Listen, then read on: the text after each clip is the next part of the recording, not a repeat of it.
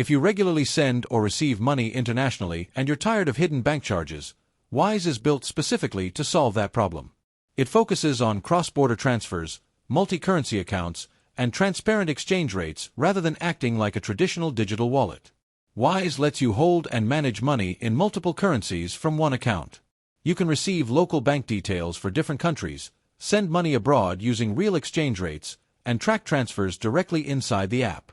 The interface is straightforward, showing exactly how much you're paying in fees before confirming any transaction, which removes a lot of guesswork common with banks. The biggest advantage is cost transparency. Fees are usually lower compared to traditional international transfers, and currency conversion happens close to the real market rate. Transfers are often faster than bank wire transfers, making it practical for freelancers, remote workers, and people receiving payments from overseas clients. However, Wise isn't perfect. It's not designed to replace a full banking experience in every country. Cash deposits aren't supported, customer support response times can vary, and some advanced financial services you'd expect from banks simply aren't there. It's a specialist tool, not an all-in-one finance app. Wise works best for freelancers, remote employees, digital entrepreneurs, or anyone managing money across countries.